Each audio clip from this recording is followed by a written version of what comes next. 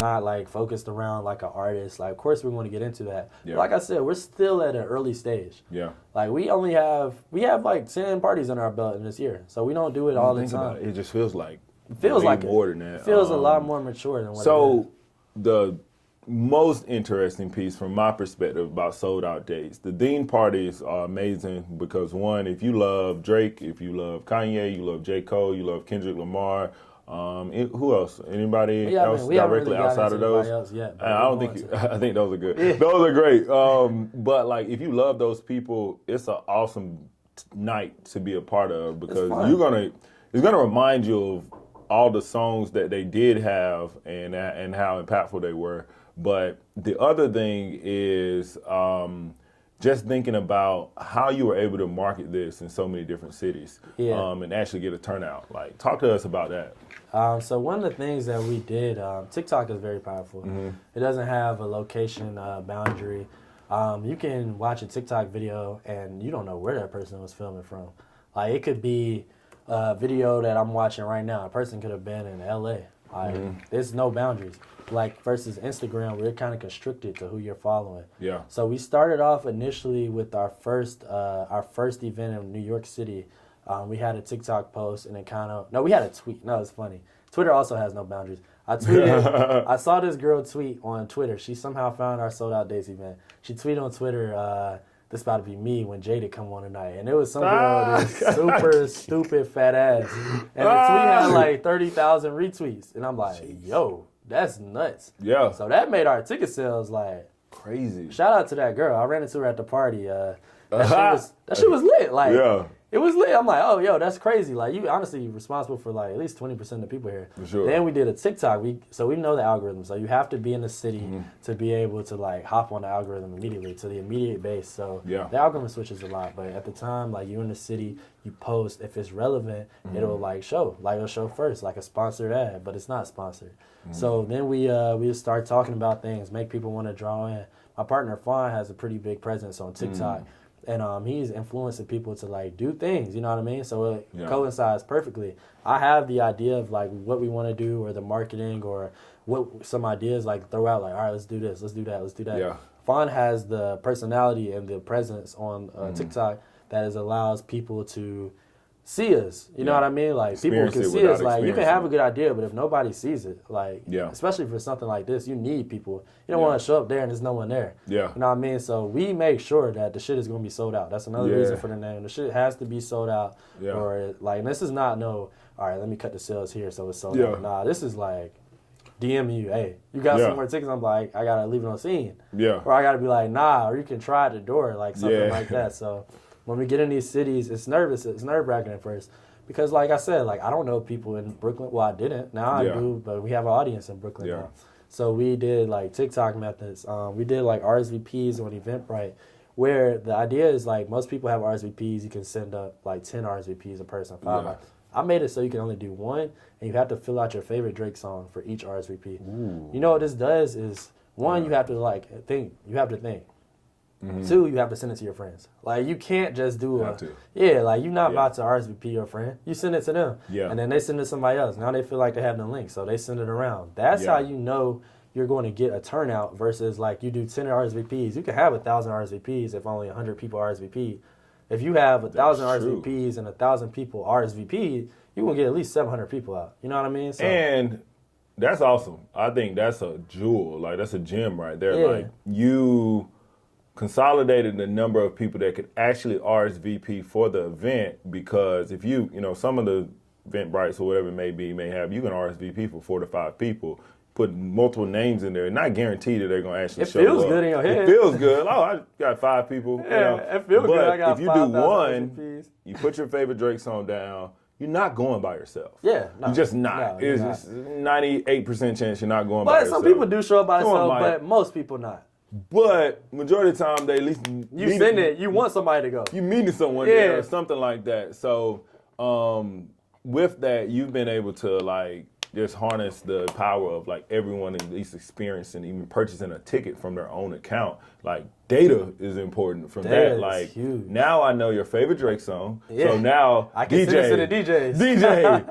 We DJ need saved me Sticky. when I sent him the list. Yeah, but I be exactly. like, yo, like this song is up here 20% of the time. Like this song right here, like this song, I got a list. I have a database. Yeah. So y'all be buying tickets. I have a database of like what songs you like, how old you are, where you're from. How many tickets have you bought in the past? Absolutely. What IP address did you log in from, so I can see like when I do an ad, I can target it to that area. So there's a lot of like data that gets involved, like, and I'll put you in a bucket. Like, did you do it from Brooklyn? Did you do it from Atlanta? Are your friends from Atlanta? Or like, let me put you in this bucket so that when I send out an email, it goes directly to the people that is going to be most connected to this email. I'll put links in there, so like when you click on a certain word in my emails, it'll be a heat map, and it'll direct you automatically. Like you could be reading the email, you click on something that interests you, you automatically go in one of our buckets. You like, awesome. Like if you click, let's say I put like an email for Los Angeles. If you not from Los Angeles, but you click on Los Angeles, I'll put you in our travel group because that means you probably like to travel. Yes. Or you know someone in LA. Or like I can like shoot out stuff to you that might be appealing to you. That way you don't get like annoying people getting emails they don't want. They're getting stuff even if they don't know they want it. That's the beauty of commerce, is you have to be able to give people things they didn't even know they wanted. Yeah. Like, and what you're doing, you're just extracting the data and pulling the trends from it and giving people what they want. I think that is the key to the continued success. I would say the events are good. The people that come bring a great presence and energy, but it's because you know what they want when they get there. Like, you know that we have to play this song because 30% of the people that RSVP'd said this was their favorite song. So I think the data piece is so it's overlooked for a lot of business owners, definitely in like the event planning or like the concierge or the hospitality business. We just want people to dive into the experience because it looks good, but people like that money and they don't like to like. I like the money. Don't get me wrong. Like, I love the money, but I like the data. Like, I'm actually a nerd with this shit. Like, I'm on my computer. Like, I work all day. Like, I'm a consultant with the Department of Defense. Like, but I'm on my computer at night until like 1, 2 a.m. in the morning. Like, just going over stuff. Like, looking at little pieces.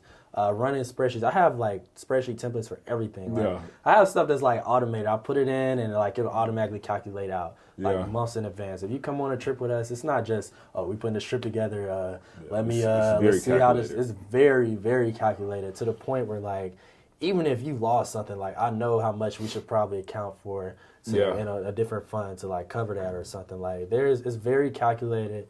Everything is like mapped out, and like Fami joking on me like, bro, you love spreadsheets. I'm like, kinda, bro. You better love them. That's kind of like I like stuff. Like I like data. I like learning. I like insights. I like people. So all those things with sold out dates come together. Like it's not like a promotion group to me. It's more of like an experience, a database experience group. Like I'm having a good time on my spreadsheet. I'm having a great time. Like you after an event.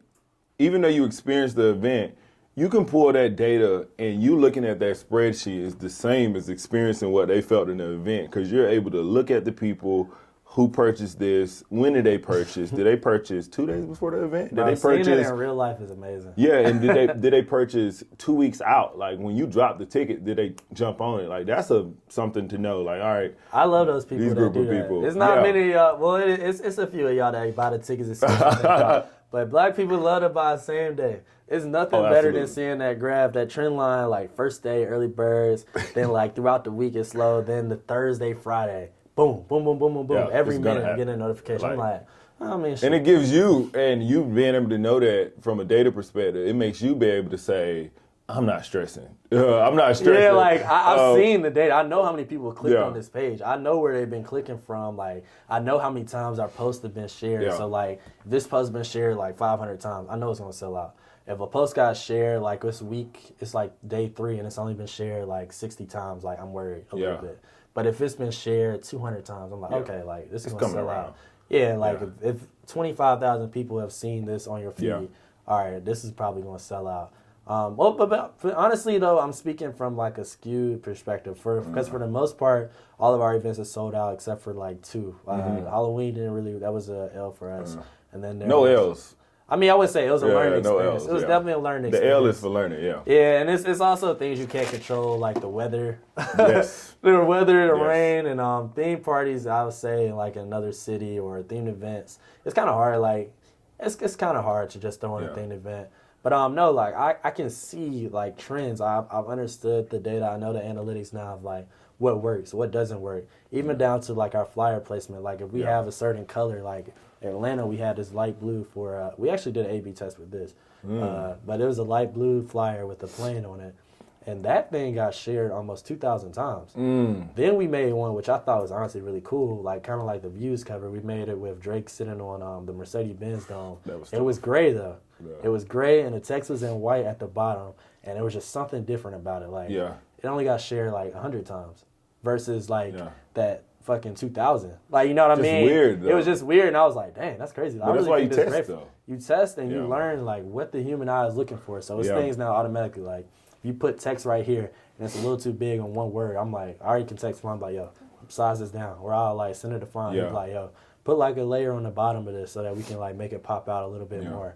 Or something like as small as like a color tone. Like people are predisposed to certain things that they like. So once we are able to create like the image of our customer and like the way that we know they are and what they respond to, like that's kind of what fuels us to go forward and what makes us able to like touch markets that we haven't before because our customer is similar. All right, we have similar customers. You know Got it. So, are there any tools that you're using to help you with like markets that you don't live in to kind of help market? Are there any specific tools out there you mind sharing? I would say like specific tool, TikTok for sure. Word of mouth is still the greatest tool. Like you can't beat human interaction. You can do all the data and numbers and stuff you want, but the people are going to matter first. Eventbrite, emailing, using people that are in the area. Yeah. Micro-influencing. Have you ever had to use any specific like search engine optimization like tools or tactics? You haven't had to jump into that yet, or is I want us to be able. I want you to be able to Google sold out dates. I mean, you can. We have a beautiful website. This is a shot at fun. Check out the website. I wanted to update. Give the viewers what's the website. I want the fun. Soldoutdates.com. It's a beautiful website. We need to update it more. People still get on Google. And when you go to Google, I want you to type in things to do black, DC. That's my favorite search in other cities. I do things to do black, Chicago. Things to do black, London. I absolutely search that every time I go want that to sold out dates to be the first thing to pop up. Even if we aren't having an event that weekend, I want that shit to be the first one to pop up. So that's our next frontier is like the website optimization, like total takeover, like things to do black, sold out dates should pop up because one, sold. 2, sold out. Makes you think you're going to get there. 3, the dates. Like, are we going to be there? Are we going to be in your city? Are you waiting for us to come down? So you might push your DC trip back if that sold out dates. People literally DM us that all the time. They'll be like, yo, like, me and my girls are in town this weekend. Like, sold out dates having something? I'll be like, nah, not this weekend. Schedule. Like, yo, I'm having my birthday in Houston. Sold out dates still having that event out there in Houston this weekend. That's real, though. It's real. We get that all the time. We get that all the time. Because when you go a place, you feel so much better knowing that event is going down. And you know you're going to have fun. You want to know what the black people doing. Absolutely. I don't care. Like, you can say it's fun. I don't want to be at the bar listening to Taylor Swift. I haven't. I don't want to do it. I don't want to do it. I'll walk the hell out. Yeah, and it's interesting because, like, I've been to cities where I know there is a black population, but I did not know what was going on with that population. Didn't know where it was. So, like, you just missed out on, like, probably a dope experience that you just didn't know. So, man, I think it's dope just transitioning a little bit. Like, we talked about Screw, we talked about Soda.